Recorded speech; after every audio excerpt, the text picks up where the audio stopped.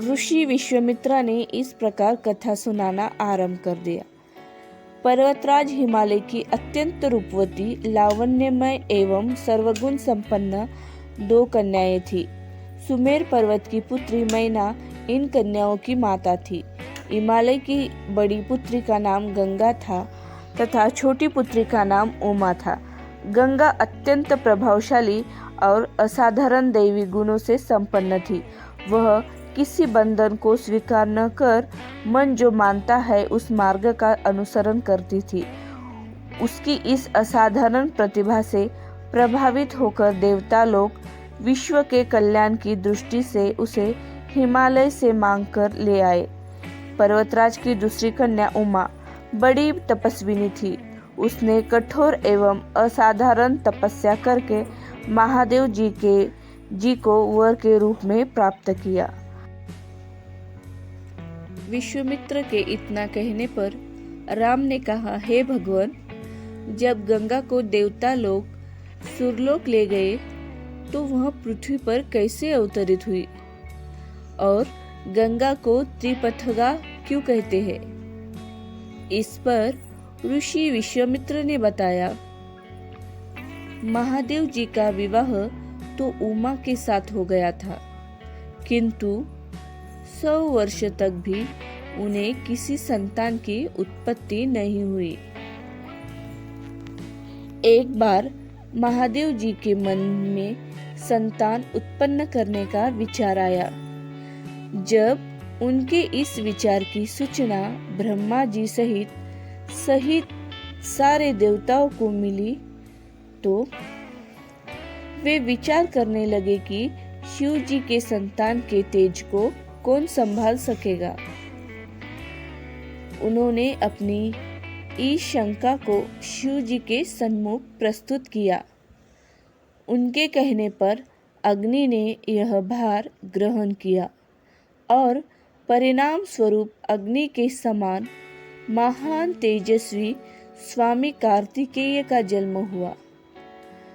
देवताओं के इस षड्यंत्र से देवी उमा के संतान होने में बाधा पड़ी तो उन्होंने क्रुद्ध होकर देवताओं को शाप दे दिया कि भविष्य में वे कभी पिता नहीं बन सकेंगे। इस बीच सुरलोक में विचरण करती हुई गंगा से उमा की भेंट हुई। गंगा ने उमा से कहा कि मुझे सुरलोक में विचरण करते हुए बहुत दिन हो गए हैं। मेरी इच्छा है कि मैं अपनी मातृभूमि पृथ्वी पर विचरण करूं। उमा ने गंगा को आश्वासन दिया कि वे इसके लिए कोई प्रबंध करने का प्रयत्न करेगी। वस्तराम, तुम्हारे ही अयोध्यापुरी में सगर नाम के एक राजा थे। उनका कोई पुत्र नहीं था।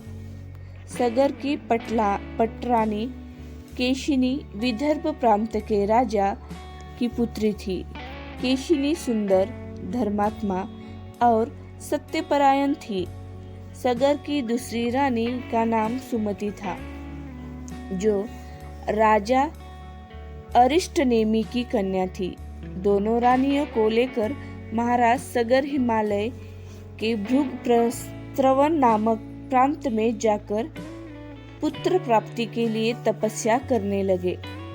उनकी तपस्या से प्रसन्न होकर महर्षि भृगु ने उन्हें वर दिया कि तुम्हें बहुत से पुत्रों की प्राप्ति होगी।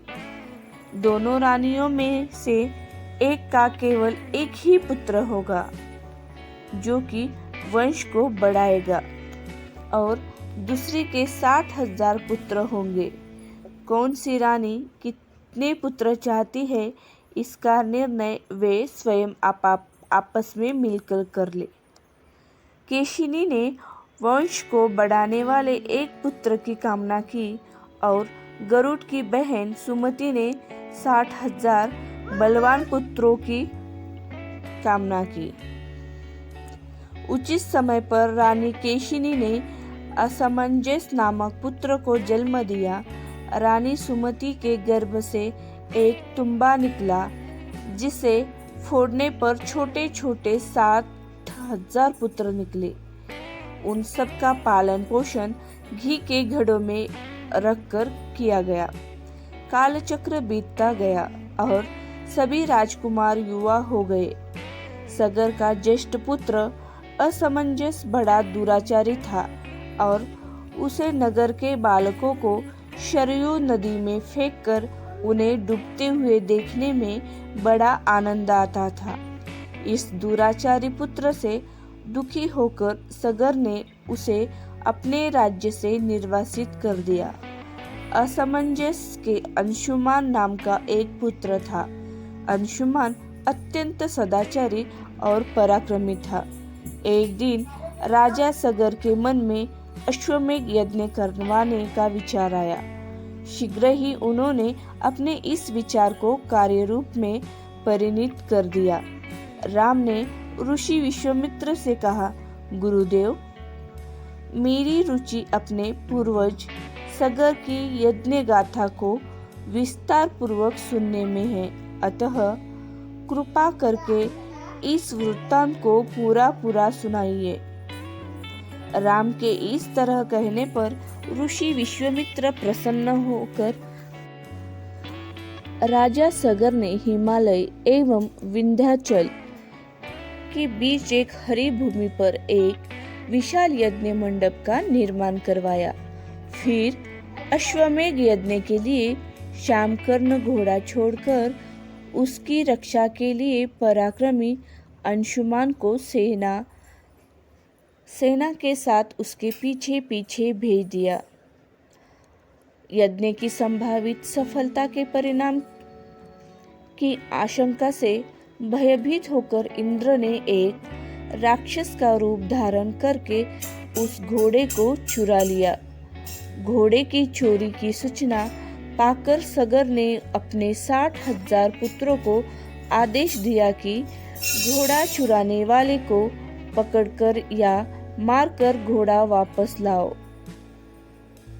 पूरी पृथ्वी में खोजने पर भी जब घोड़ा नहीं मिला तो इस आशंका से कि किसी ने घोड़े को तहखाने में तो नहीं छुपा कर रख दिया, सगर के पुत्रों ने संपूर्ण पृथ्वी को खोदने का आरंभ कर दिया।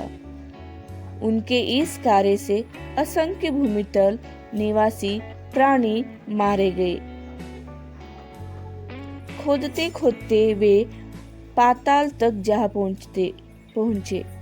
उनके इस नृशंस कृत्य की देवताओं ने ब्रह्मा जी से शिकायत की तो ब्रह्मा जी ने कहा कि हे राजकुमार, क्रोध एवं मद में अंधे होकर ऐसा कर रहे हैं। पृथ्वी की रक्षा कर दायित्व कपिल पर है, इसलिए वे इस विषय में कुछ न कुछ अवश्य करेंगे। पूरी पृथ्वी को खोदने के बाद भी जब घोड़ा और उसको चुराने वाला चोर नहीं मिला तो निराश होकर राजकुमारों ने इसकी सूचना अपने पिताजी को दी। रुष्ट होकर सगर ने आदेश दिया कि घोड़े को पाताल में जाकर ढूंढो। पाताल में घोड़े को खोजते खोजते वे सनातन वसुदेव कपिल के आश्रम में पहुंच गए।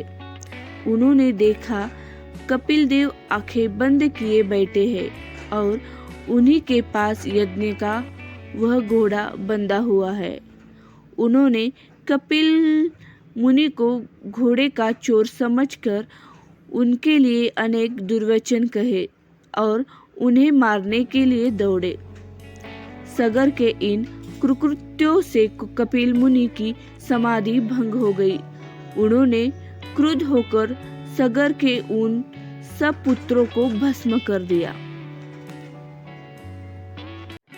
जब महाराज सगर को बहुत दिनों तक अपने पुत्रों की सूचना नहीं मिली तो उन्होंने अपने तेजस्वी पौत्र अंशुमान को अपने पुत्रों तथा घोड़ों का पता लगाने के लिए आदेश दे दिया।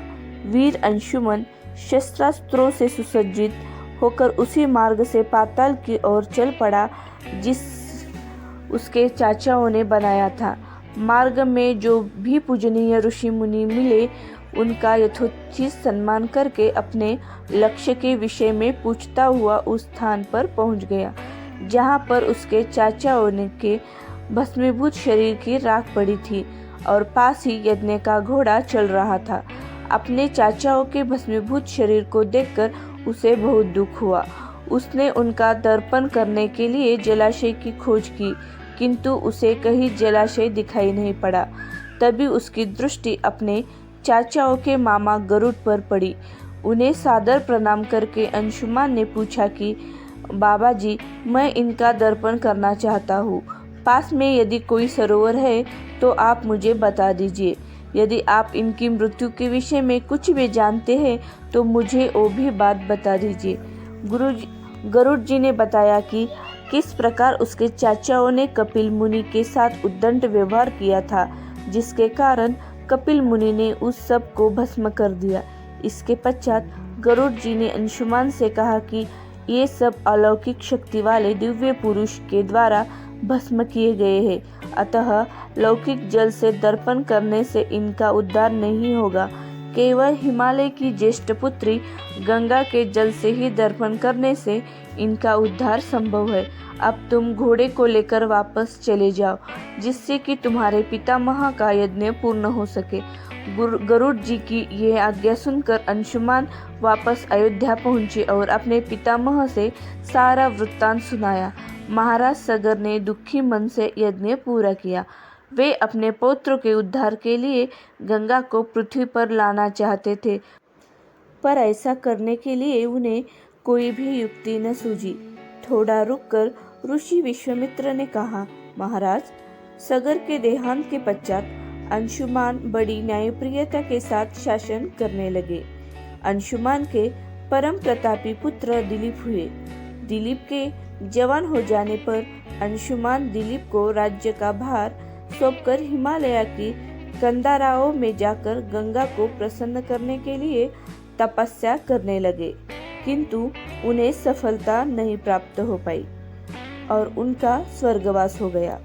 इधर जब राजा दिलीप का धर्मनिष्ठ पुत्र भगीरथ बड़ा हुआ तो उसे राज्य का भार सौंपकर दिलीप भी गंगा को पृथ्वी पर लाने के लिए तपस्या करने चले गए, पर उन्हें भी मनवांछित फल नहीं मिला।